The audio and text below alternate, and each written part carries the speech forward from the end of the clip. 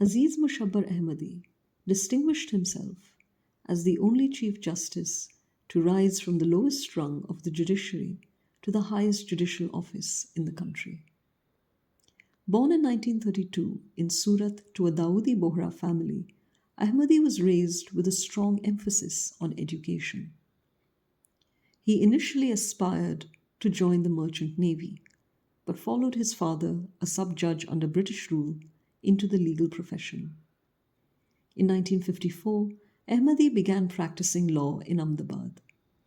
The Gujarat High Court was established in 1960, followed by the formation of the lower courts. At 32 years, he was appointed a judge in the City Civil and Sessions Court. A decade later, in 1974, he became Secretary of Gujarat's Legal Department, where he honed his administrative and policy skills. 2 years later, he returned to the bench and was elevated to the Gujarat High Court later that year. During this time, he contributed to national bodies ranging from pay commissions to advisory panels on black marketing, smuggling, and the Ravi Bias Water Disputes Tribunal. In 1988, Ahmadi was elevated to the Supreme Court of India. On 25th October 1994, he became the 26th Chief Justice of India and the third Muslim to hold the post. He served in this role until his retirement on 24th March 1997. He participated in 811 judgments and authored 232 across a period of significant political and social change. For instance, in 1992, in the Indira Sawhney versus Union of India case, popularly known as the Mandal Commission judgment, the court upheld reservations for other backward classes. The principles of the creamy layer, the 50% cap, and the exclusion of reservations in promotions all emerged from this ruling, where Justice Ahmadi joined the majority judgment delivered by Chief Justice Kania. In 1994, in S.R. Bommai versus Union of India, when several state governments were dismissed by the central government, the court curbed the misuse of Article 356 and protected India's federal balance.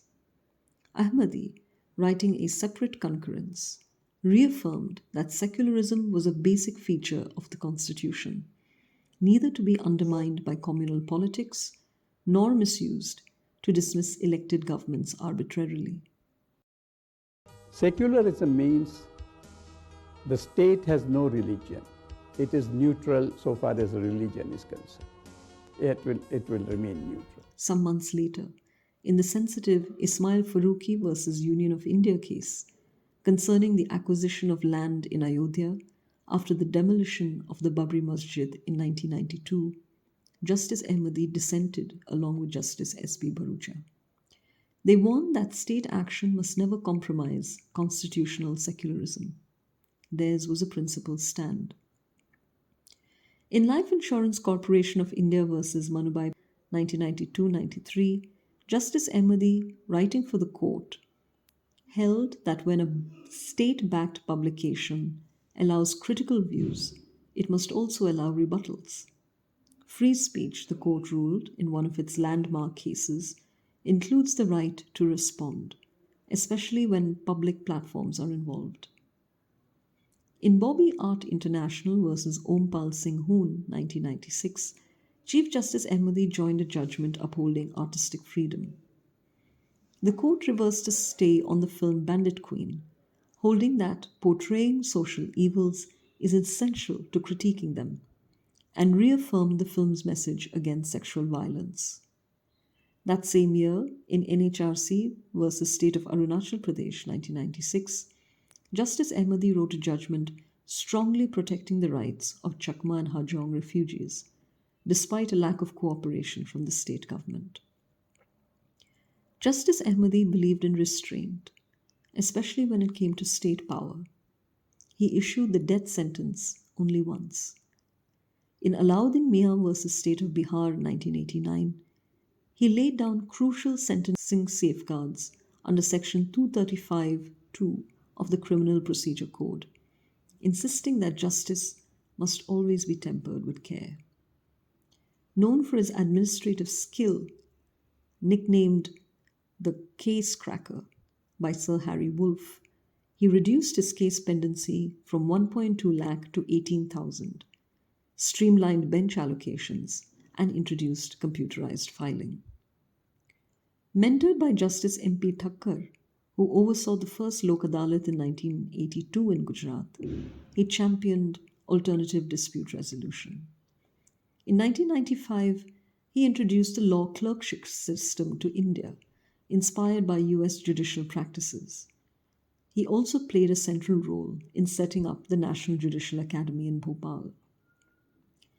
Even after retiring in 1997, Justice Ahmadi remained active in public life, advocating minority education as Aligarh Muslim University Chancellor and overseeing victim care through the Bhopal Memorial Hospital Trust. In response to criticism over the dilution of charges in the 1996 Union Carbide judgment, he noted that Indian law did not recognize vicarious liability and lacked adequate provisions for environmental disasters. He believed that judgments should be clear and accessible because it was officers, not historians, who had to act on them. The National Law School has a special relationship with Justice A.M. Ahmadi. He was Chancellor of the university during his tenure as Chief Justice.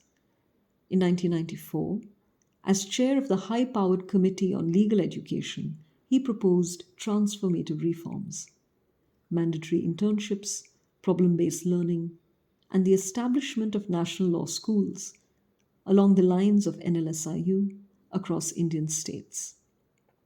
In this video from 1995, we see him presenting degrees at the third convocation of the university, including an honorary doctorate to Justice Krishna Iyer. His granddaughter remembers him not only as a judge, but as a formidable presence at home. Witty in the company of friends, fond of long walks in the garden, and a cricket enthusiast who would gladly demonstrate how to spin a perfect firki. Often absorbed in his work, he preferred a simple betak on the floor, surrounded by cushions, court files, and towering books. In this modest, fortress-like space, Justice Ahmadi spent countless hours. We remember Justice Ahmadi by his conviction: judicial independence is not a privilege of judges, it is a protection for the people.